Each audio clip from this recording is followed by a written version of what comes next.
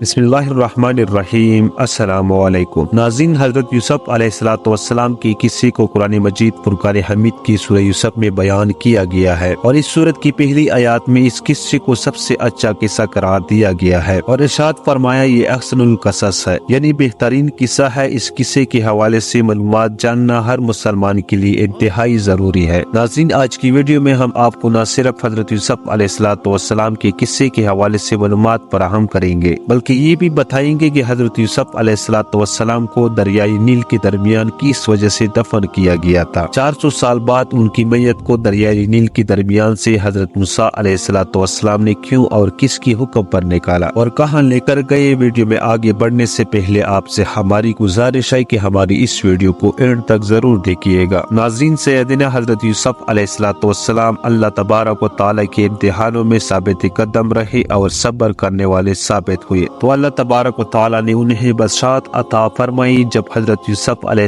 السلام کی سوتیلی بھائی اپنے والد محترم سیدنا یعقوب علیہ السلام کے حکم پر دوبارہ مصر پہنچے اور اپنے بھائی بنیامین کی رہائی کی درخواست کی، تو اس موقع پر انہوں نے حضرت یوسف علیہ السلام کو حضرت یعقوب علیہ السلام یعنی ان کے بابا جان کا پیغام پہنچایا۔ جب یوسف علیہ السلام نے اپنے والد کا خط پڑھا تو زار قطار رونے لگے، جس کے بعد انہوں نے اپنے بھائیوں کو بتایا کہ وہ یوسف ہیں جسے وہ بچپن میں کنویں میں پھینک آئے تھے۔ یہ سن کر ان کے بھائیوں نے ان سے معافی مانگی تو حضرت یوسف علیہ السلام نے انہیں معاف کر دیا۔ اپنے بھائیوں سے کہا کہ اب تم لوگ میرا یہ کرتا لے کر جاؤ اور ابا جان کے چہرہ انوار پر اس کو ڈال دو تو ان کی بینائی واپس آ جائے گی۔ تم سب لوگ سب گھر والوں کو ساتھ لے کر میرے پاس مصر آ جانا۔ یہ سن کر حضرت یوسف علیہ السلام کا سب سے بڑا بھائی جس کا نام یہودا تھا کہنے لگا یہ کرتا میں لے کر جاؤں گا، کیونکہ میں یوسف کا بکری کے خون سے رنگا کرتا ہی بابا کے پاس لے کر گیا تھا، جس سے میرے باپ کو تکلیف ہوئی تھی۔ آج جب میں یہ کرتا لے کر جاؤں گا تو یقیناً وہ مجھ سے بہت خوش ہوں گے۔ یہودا حضرت یوسف علیہ السلام کا کرتا لے کر خوشی خوشی مصر سے کنعان کی طرف روانہ ہوا۔ حضرت یوسف علیہ السلام اپنے بھائیوں کے ساتھ اپنے والد اور سب خاندان کو لانے کے لیے 200 سواریاں بھی بھیجی۔ یہودا جیسے ہی سیدنا یوسف علیہ السلام کا کرتا لے کر مصر سے کنعان کی طرف روانہ ہوا تو ادھر کنعان میں حضرت یعقوب علیہ السلام کو اپنے لہتے جگر اور جان سے پیارے بیٹے حضرت یوسف علیہ السلام کی خوشبو محسوس ہوئی، تو انہوں نے اپنے پوتوں سے اس کا ذکر کیا۔ اس بات کو قرآن مجید فرقان حمید میں اللہ تبارک و تعالی نے ان الفاظ میں بیان کیا۔ سیدنا یعقوب علیہ السلام کہنے لگے اگر تم مجھے یہ نہ کہو کہ بوڑھا سٹیا گیا ہے تو مجھے تو یوسف کی خوشبو آ رہی ہے۔ تو یعقوب علیہ السلام کے پوتوں نے کہا آپ بھی اس پرانی سی بات پر پڑے ہوئے ہیں، بلا کہاں یوسف اور کہاں ان کی خوشبو۔ تو جب برادران یوسف ان کا کرتا لے کر گھر پہنچے اور اپنے والد کے چہرے پر ڈالا تو ان کی آنکھیں درست ہو گئیں اور ان کی روشنی واپس آ گئی، جس پر یعقوب علیہ السلام نے کہا کیا میں نے تم سے یہ نہیں کہا تھا کہ اللہ تبارک و تعالی کے بارے میں جتنا میں جانتا ہوں تم نہیں جانتے۔ پھر یعقوب علیہ السلام نے تہجد میں اللہ تبارک و تعالی سے اپنے بیٹوں کی معافی کی دعا کی، اور آپ کی دعا کی وجہ سے تمام برادران یوسف کی بخشش ہو گئی، اور اللہ تبارک و تعالی نے یہ خوشخبری سنائی کہ آپ کے بیٹوں کے گناہوں کو آپ کی دعاؤں سے معاف فرما دیا گیا۔ پھر حضرت یعقوب علیہ السلام نے اپنے لہتی جگر سیدنا یوسف علیہ السلام کی طرف مصر جانے کی تیاریاں شروع کر دی۔ حضرت یعقوب علیہ السلام کے خاندان کے 72 یا 73 آدمی تھے جو مصر روانہ ہوئے۔ جب حضرت یعقوب علیہ السلام کا قافلہ مصر کے قریب پہنچا تو حضرت یوسف علیہ السلام ایک عظیم الشان جلوس کے ہمراہ آپ کے استقبال کے لیے آئے۔ اس جلوس کے دونوں اطراف میں مصر کی عوام بادب کھڑی تھی۔ حضرت یعقوب علیہ السلام نے اپنے بیٹے یہودا سے پوچھا کہ یہ فرعون مصر کا لشکر تو نہیں؟ تو یہودا نے انہیں کہا نہیں ابا حضور، یہ آپ کے لہتے جگر سیدنا یوسف علیہ السلام کا لشکر ہے جو آپ کے استقبال کے لیے آیا ہے۔ ناظرین، سیدنا یعقوب علیہ السلام اس بات پر حیران ہوئے تو اللہ تبارک و تعالی کی طرف سے حضرت جبرائیل علیہ السلام تشریف لائے۔ آپ نے سیدنا یعقوب علیہ